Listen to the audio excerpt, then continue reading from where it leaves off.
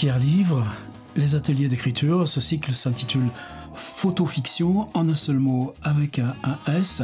C'est le 8. De quoi il s'agit? Pas d'écrire sur image ou d'écrire avec image ou de voir comment l'image intervient. Non, prendre des démarches singulières qui se sont illustrées dans la photographie, ont poussé la photographie hors de son champ.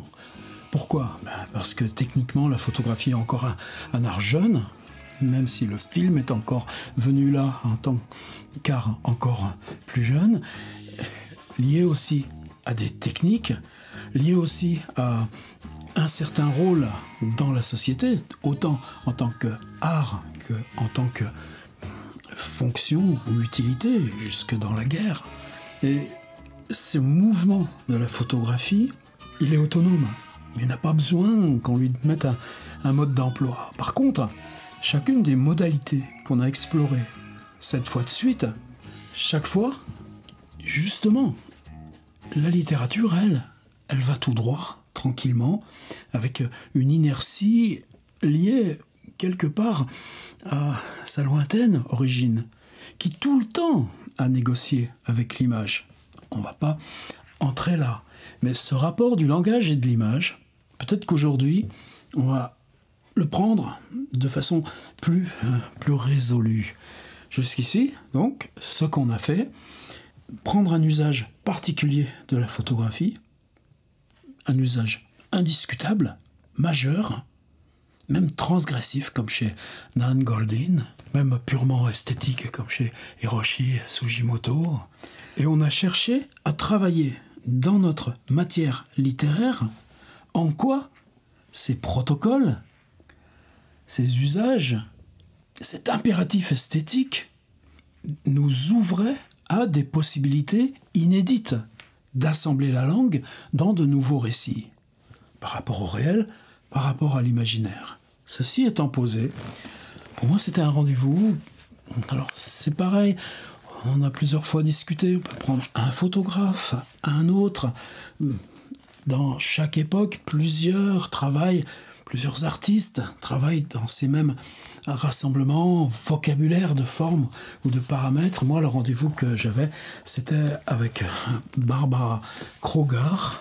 Et ce qui signe Barbara Kruger, si je mets un petit peu loin, je pense que j'éviterai en gros les reflets, c'est qu'elle est photographe, mais que ce qu'elle expose et photographie, c'est des mots.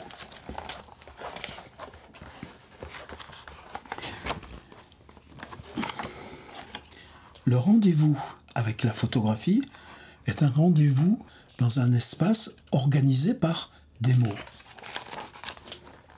Au sol, au mur, au plafond. Là, le langage occupe le sol. 3 photographies sont là. Le langage devient ce qu'on photographie.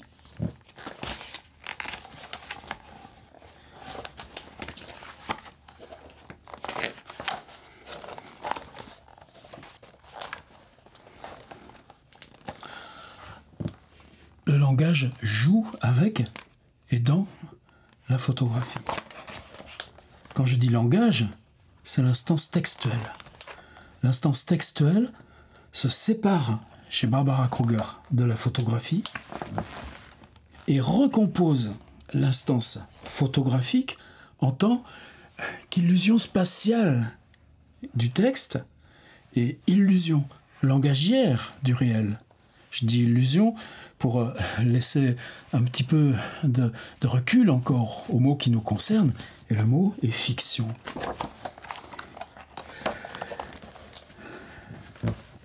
Avec Barbara Kruger, il ne s'agit pas de photographier le langage qui nous entoure dans le réel. Et ça, c'est important pour ouvrir cette séance 8. Notre proposition, ça va être se saisir du réel en tant qu'il est lui-même composé non seulement d'images. Sur les murs, il y a des affiches. Dans le kiosque de gare qu'on traverse, il y a des magazines avec des photographies. dans la salle d'attente du médecin. Oh, la belle photographie artistique. Mais le réel qu'on traverse, qui nous assaille, qu'on ignore, il est aussi une surface de langage.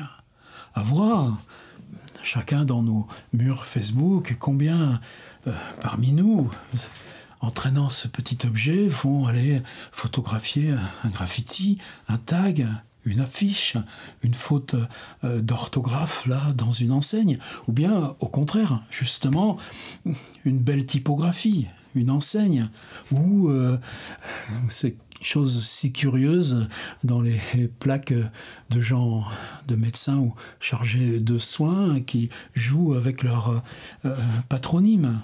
C'est-à-dire que ce jeu de détacher le langage du réel, qui est aussi surface mouvante et permanente de langage. Je ne veux pas dire qu'on est dans les choses intermittentes comme à Times Square ou dans ces magnifiques choses plastiques, éclairage de Tokyo, mais c'est un couloir de fac avec une note de service. Et puis cette note de service, vous allez vous en saisir parce que cette petite torsion de mots, là, un plan d'évacuation. Et puis vous apercevez pas que ce plan d'évacuation, il a été remplacé par un dessin de l'Europe avec... J'entre pas dans des détails. Surtout, je ne veux pas. Moi, ce qui m'intéresse, c'est ça. Barbara Kruger. C'est-à-dire que là, ce que je vais vous proposer, c'est d'abord de faire en 2 temps. Alors certains ont déjà commencé. Je vous l'avais suggéré, là, mercredi, via le groupe Facebook, via le Patreon, de dire soyez un petit peu attentifs dans la vie quotidienne, dans les trimballages, dans les transports, à ces petites instances du langage qu'on croise, d'en faire éventuellement un relevé, juste de les mémoriser, de les capter. Je pense que plusieurs l'ont fait, le réflexe c'est de dire on en fait où, on le met où, on le publie où. Peut-être que moi, la proposition, elle va commencer par une négative. Vous avez déjà fait ce travail de captation, là, sur 3 jours? Peut-être que ça fait partie de vos habitudes, déjà, d'être attentif, là, à cette instance langage. Forcément, quand on écrit, cette question de l'auto-réflexion du langage, on s'en saisit par réflexe.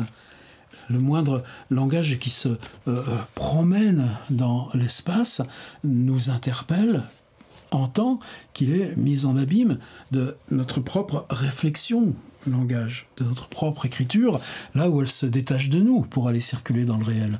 C'est ça qui rend ces objets langage dans le réel aussi des instances comme ça, intermédiaires. Je sais pas, j'ai pas les mots. C'est bon, quel lapsus. Je voulais simplement dire qu'en tant qu'on écrit, on a probablement plus d'attention à cette instance langagière du réel. Je vous ai invité, pour certains, c'est déjà commencé, à capter, faire mémoire, là, de cette instance pendant plusieurs jours, mais même très modestement. C'est la caisse de la boulangerie, il y a des petites annonces. Ces petites annonces, qu'est-ce qu'elles nous disent? De désarroi, de chômage, de chats perdus. C'est le petit truc qu'on vous distribue, là, à la sortie du métro. C'est les pancartes dans la manifestation. Tout ça, c'est l'instance langagière du réel. Si vous n'avez pas eu le message il y a 3 jours, eh bien, on a une semaine pour faire l'exercice. J'aimerais que pendant 3-4 jours, alors ça va être de la triche puisque vous connaissez la proposition, ne pas chercher à écrire, de chercher juste à faire cet inventaire des mots qu'on croise parce qu'ils sont là dans la surface ordinaire du réel. Quand je dis qu'on va le traiter par la négative, c'est qu'ils seront où, là, dans la proposition d'écriture? Mais ils n'y seront pas. Faites des photos, c'est très bien comme carnet de notes, ou simplement recopier. Pourquoi, justement, ce serait peut-être pas ça, le travail de notes? Non pas, là, le faire avec l'image, mais cet usage, là, toujours ambigu. Autrefois, ce genre de téléphone, il n'y avait pas de possibilité de photographier. On avait quand même un truc qui s'appelait note, et puis on pouvait recopier, là, la petite phrase. Essayez. Plutôt que de les photographier, ou en même temps que vous photographiez, ou certaines seront photographiées, d'autres seront recopiées, de capter cette matière texte du langage. Alors si on la capte, évidemment, on manque quelque chose. On manque l'instance typographique.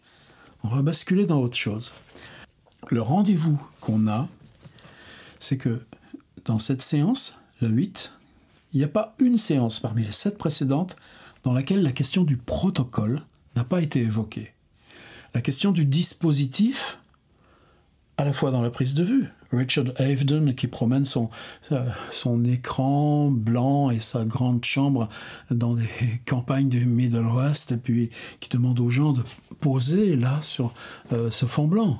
Mais Nan Goldin, à l'inverse, choisissant de proposer des diaporamas avec 600 images qui vont défiler au rythme de l'appareil 600 fois, et ça va durer 40 minutes, avec une musique composée volontairement pour ces 40 minutes. Dans les deux cas, c'est dispositif côté de la prise de vue. De l'autre côté, Nan Goldin, dispositif côté de l'appropriation de l'œuvre proposée. Chaque fois, dispositif. Alors, vous commencez à me connaître, on met un élément, on en met un autre à côté, on en met un autre à côté. Là, pour l'instant, je suis resté assez central. J'ai Barbara Kruger en ligne de visée. Qu'est-ce que ça peut être beau? Des mots exposés, ou photographiés, exposés. J'ai inversement ce premier protocole de collecte, parce que ça ne s'invente pas. Cette instance langagière du réel, ça se collecte. Pensez à ce grand bonhomme tout récemment disparu, Jacques Villeglé. Je me souviens pour un texte qu'on m'avait demandé pour un bouquin, Flammarion, passé 2 jours avec Villeglé, et dans le quartier là, du Marais, vers la rue du Temple, tout ça, il y avait beaucoup de petits commerces qui tombaient en ruine, une échoppe de vin, une ancienne boucherie. C'était inutilisable par quoi que ce soit. Oh, maintenant, ça doit être devenu des boutiques de fringues à la mode, mais là, il y a encore une dizaine d'années, non, il n'y avait rien à en faire. Donc lui, il s'en servait d'entrepôt, c'est-à-dire qu'on descendait là dans l'ancienne boucherie, dans la chambre froide, des trucs, ou dans une sorte de grenier mezzanine qui servait de réserve de stock, et c'était que ces empilements tenus verticaux, de ces arrachages d'affiches. Regardez cette instance langagière aussi, je me souviens. C'était la même période, peut-être un peu antérieure, vers 2004, je dirais, le moment où à Paris s'est inauguré le 104. Et le 104, c'est une longue histoire, c'était les pompes funèbres de Paris, là où il y avait les écuries pour les chevaux des corbillards, là où il y avait les corbillards eux-mêmes, là où on pouvait stocker les morts. Et c'était très bizarre ça aussi, parce que au moment de la fin de la Deuxième Guerre mondiale, donc pas du tout la libération de Paris, mais une bonne année ensuite, c'était le lieu où on accueillait les déportés, où se faisait l'accueil administratif, le rééquipement. Je me souviens avec Robert Cantarella et Constance de Corbière d'être descendus là dans l'entresol, quoi, là où il y avait ces écuries, sur les murs, on trouvait de vieilles affiches CGT de 1968, mais on trouvait des choses qui remontaient à cette période de 1945 où revenaient les Robert Antelme et d'autres déportés. Et cette instance langagière, elle trouait le temps. Comme Jacques Villeglé, lui, en arrachant ses affiches, décollait des instances particulières de temps. Tout pouvait être daté. 65, 70, 75, c'est pas les mêmes mots, c'est pas les mêmes typos, c'est pas la même chose que dit le réel. Alors, pour éviter trop de digressions, 2 éléments et on y sera. Donc première chose, prendre au moins 3 jours sans écrire, juste en recopiant ces bouts de mots, ces bouts de phrases, les photographiant pour s'en servir de traces et de mémoire. Mais il ne s'agit pas de faire du beau avec des photographies de mots. Non, au contraire. Ce que j'aimerais, c'est qu'encore plus radicalement que là, les différentes propositions, là, sur le blog, il y en ait 0 image. Et c'est en enlevant l'image qu'on va recroiser Barbara Kruger. C'est-à-dire qu'on va restaurer par le texte comment le mot peut être image dans le texte. Et là, on est dans notre thème. Alors, je vais prendre 2 exemples. Les 2 exemples, vous pouvez les trouver facilement là, dans les réserves du site. Vous savez que j'ai traduit le Hand Creative Writing de Kenneth Goldsmith. Ça s'appelle l'écriture sans écriture, du langage à l'ère numérique. Ça fait partie des PDF que vous avez pour réserver abonnés. Et est-ce que je le prends dans la traduction? Oui, voilà, ça se présente comme ça ici. Ce sera peut-être plus grand si je le prends dans le livre anglais. Vous savez que ce qui est magique dans le livre de Goldsmith, c'est que chacun des chapitres, et pourtant les titres de chapitres, anticipaient l'instable vers une poétique de l'hyperréalisme, et ainsi de suite. Et il se sert pour avancer de dizaines et dizaines d'exemples pris dans les démarches plastiques du contemporain. En approchant ces démarches plastiques, mais justement il est là, dans cette même configuration où on est nous. Qu'est-ce que ça nous ouvre à nous qui écrivons? Qu'est-ce que ça déplace pour nous qui racontons? Alors, d'ailleurs, c'est parfait. Dans la traduction, on a des images en couleur, mais elles sont un petit peu plus petites. Dans l'édition américaine, on a les versions en noir et blanc, mais elles sont un peu plus grandes. De qui et de quoi il s'agit? Parmi les dizaines d'exemples de Kenny, je prends Matt Sieber, M-A-T, plus loin S-I-B-E-R, qui dans les années 70 saisit des éléments du réel, des éléments urbains, une façade à New York, une belle voiture rouge garée devant un garage Ford, une vitrine de mode. Et avec ces techniques de l'époque, il n'y a pas Photoshop encore. Attention, justement, c'est compliqué. Il retire toute l'instance langagière de l'image faite photographiquement. Et c'est là où ça devient intéressant. C'est-à-dire, qu'est-ce qui reste? Il reste une façade par ses éléments. Les vitres, les gens, les vitrines. Il y a des surfaces. Ces surfaces ne sont plus écrites. Par contre, il compose avec les mêmes typographies et la même disposition totalement homothétique. C'est-à-dire que si ça, on l'imprime sur un transparent et qu'on réapplique le transparent sur la photographie, on va retrouver la photographie réellement faite du bâtiment avec ces inscriptions. Si je prends la voiture Ford, là, c'est l'auvent du garage. On est dans les années 70. Oh, la gloire presque futuriste, mais le mot Ford, il est écrit ici. Là, le slogan sur la vitrine. Et si tu n'es pas venu chez Ford récemment, reviens donc nous voir. C'est là, en grand bandeau sur la vitrine. Mais là, au milieu de la roue, il y a quelque chose. La marque du pneu, elle est ici en rond. La plaque d'immatriculation, elle va se retrouver ici. Et cette question-là de séparer l'instance des mots de l'image, moi, c'est avec ça que je voudrais qu'on procède. C'est-à-dire, quand on va faire nos relevés de l'instance langagière dans le réel, ne gardez que ça. On va faire notre petit Matt Sieber, mais on va le faire à l'envers. Nous, on va recopier Ford, if you haven't look again, les numéros, les machins, et puis ça. Par contre, même dans le texte, on peut respecter les typographies. Ça, je vais vous laisser expérimenter. Mais qu'est-ce qui m'intéresse? C'est que le jeu, là, du slogan, comme on l'aura séparé de l'image, le texte, il va bien falloir qu'il reconstitue le contexte. Le texte va partir de l'instance langage et reconstituer le contexte de ce surgissement langagier. Vous me direz, c'est mieux de mettre la photo. Ben non. Justement, on saura mieux photographier, on saura mieux regarder si on prend le temps de faire ça. Alors à quoi vont ressembler les textes? Moi, je voudrais que vous pensiez fort au résultat.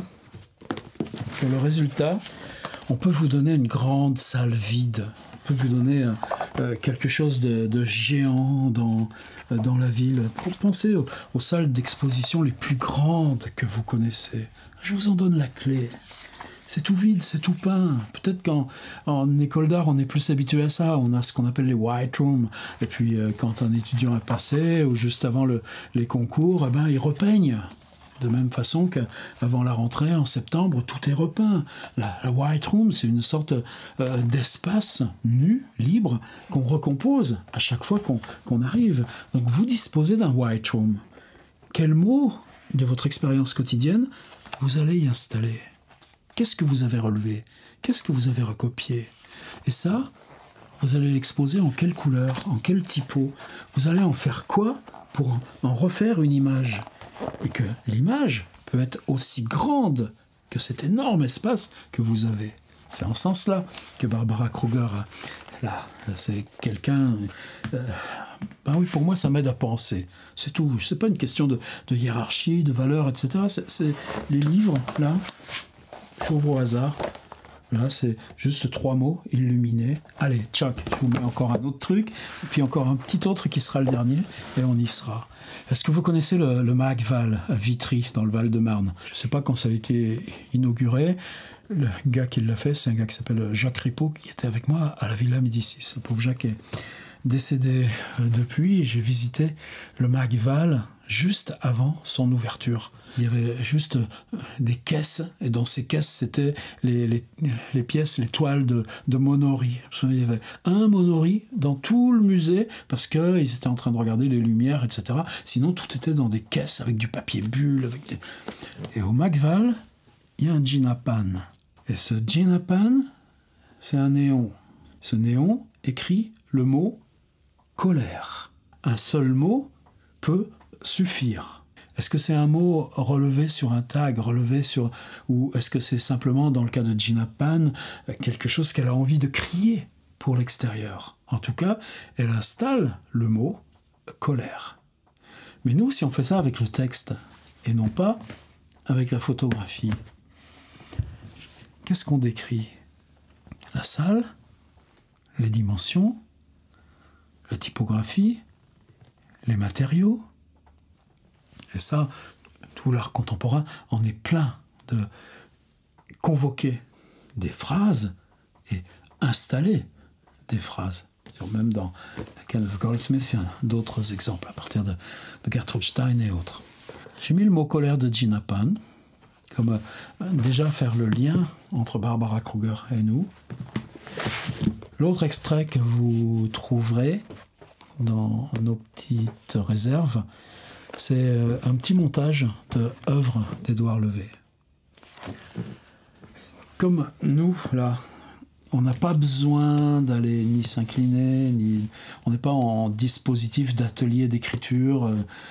Je l'ai fait, ça. Par exemple, tout récemment, j'étais en stage avec des étudiantes de l'école Camando, architecture et design. On a fait ça dans le musée des arts décoratifs. On s'est pris 2 heures avec Édouard Levé sur des propositions d'installations imaginaires dans le musée des arts déco. Et multiplié par 18, ça a dégagé. Qu'est-ce qu'il fait, Levé? Vous savez que c'est un livre qui est composé de 533 fragments. Et en plus, il y a des tables, il y a des index thématiques. Ces 533 fragments, c'est 533 façons de proposer une œuvre artistique in situ, invisible, une exposition, une projection, une danse, dans l'espace public, dans un espace soigneusement conçu, dans un espace privé. Chez Édouard Levé, il y a 533 fragments. Ça concerne bien sûr aussi la sculpture, la peinture, la collecte d'objets et aussi l'écriture, puisque ce qui fait tenir et assemble ces fragments, c'est l'idée qu'un fragment numéro 1, un livre décrit des œuvres dont l'auteur a eu l'idée, mais qu'il n'a pas réalisé. 2, le monde est dessiné de mémoire, des pays manquent, des frontières changent. 3, la tête de Proust est dessinée sur une page de la recherche du temps perdu. Les mots que raye le contour de son visage forment une phrase grammaticalement correcte. Amusez-vous. J'ai mis une série de petits extraits, et puis, tout à la fin, après avoir publié un livre dans lequel il décrit des projets d'œuvres qu'il n'a pas réalisés, l'auteur en donne des lectures en suivant les injonctions du public, invité à dire les chiffres des paragraphes qu'il souhaite l'entendre lire. La lecture s'achève lorsque plus personne ne lui demande de poursuivre. Moi, à chaque fois que j'utilise Édouard Levé en atelier, c'est comme ça que je fais. Il y en a un ou une qui prend le livre, un ou une autre qui dit le numéro du fragment, 131. 131, dans une salle octogonale en Okoumé de 1000 mètres carrés, sont dressés des obstacles d'équitation recouverts de dahlias. Pensez ce que vous voulez du livre d'Édouard Levé, c'est pas le propos. Ce qui m'intéresse, c'est que il s'agit d'œuvres dont vous avez l'idée, mais si on les écrit, c'est parce qu'on ne les a pas réalisées. J'ai fini, je résume. D'abord, on n'écrit pas. D'abord, on collecte. Et ça, c'est important. Pendant 2 ou 3 jours, ceci dit, la collecte, peut-être que vous faites ça, puis que dans toutes vos photos, si je prends par exemple le site d'Arnaud Maizetti, je vais trouver des tas de tags là dans les rues de Marseille, et je peux faire une collecte des tags dans les rues de Marseille, simplement en allant me balader dans les carnets de Arnaud Maizetti. À chacun ses ruses. Par contre, méfiez-vous, par exemple, Villeglé, etc. On n'est pas dans une démarche artistique. Maizetti, il est artiste de l'écriture. Ses photos documentent ses trajets dans Marseille. Et c'est ambigu toujours, ces choses-là. Ce qui veut dire que, en tout cas, collecte d'instances langagières. Mais ce n'est pas simplement les tags et les graphes, je répète, c'est aussi les notes de service, les affiches, les noms. Ce n'est pas les voix, c'est une instance visuelle du langage. Mais ça peut être une très belle typographie. Cherchez sur Internet « Notule dominicale », au pluriel les 2 mots, Philippe Didion. Ça fait 20 ans que ça existe pas loin. Chaque fois, Didion nous met en fin de sa notule, qu'on reçoit rituellement le dimanche, il faut lui demander par un email, une vitrine de coiffeur, avec chaque fois ces jeux de mots ineptes sur HAIR. Ça a l'air de rien. Il y en a partout, dans tous les quartiers. Et lui-même a collecté ou met dans ses notules pas mal de photos envoyées par ses lecteurs. N'empêche que si vous le faites 20 ans, ça devient énorme. Alors lui, sa publication, c'est lettre envoyée. Et c'est ça le dispositif à la Édouard Levé. Lettre transmise par mail sous forme de notules avec différentes rubriques, dont une comporte une vitrine de coiffeur incluant jeu de mots avec HAIR. Donc, vous collectez vous-même pendant 2 jours, 3 jours, 4 jours, sans chercher à écrire, ou bien vous pratiquez cette collecte dans un lieu d'accumulation. Je vous ai donné 2 exemples, Maizetti, Didion, et vous faites quoi avec ça? Eh bien, vous prenez l'extrait d'Édouard Levé, œuvre, vous vous baladez dans le livre, si vous l'avez, ce que j'espère, ça coûte rien, ça coûte 10 balles. C'est un classique. Et vous proposez vous-même une manière de proposer des mots sous forme image, au sol, au mur, en relief. Peut-être qu'on déborde un peu la question de la photographie. En tout cas, Barbara Kruger nous prouve que non. Moi, ce que je vous demande, c'est d'inventer un dispositif où ces instances langagières collectées du réel, y compris donc, vous vous souvenez de Marc Sibard, c'est-à-dire qui détache l'instance typographique du réel et qui expose des diptyques. Et dans ces diptyques, les deux, d'un côté, les mots et les typos, de l'autre côté, totalement homothétique, l'image dont on a retiré toute instance langagière, eh bien lui, le dispositif à la Édouard Levé, ce sera D'ailleurs, il les intitule, il les numérote. Untitled, sans titre 13, sans titre 11, sans titre 14. Ça fait partie de cette série majeure aussi, en tant que tentative. Eh bien, le fragment d'écriture, en partant les doigts levés, suite de diptyques dans lesquels on a séparé les éléments langagiers de la photographie initiale, les deux étant présentés dans telle dimension de façon homothétique. Mais c'est un parcours aussi.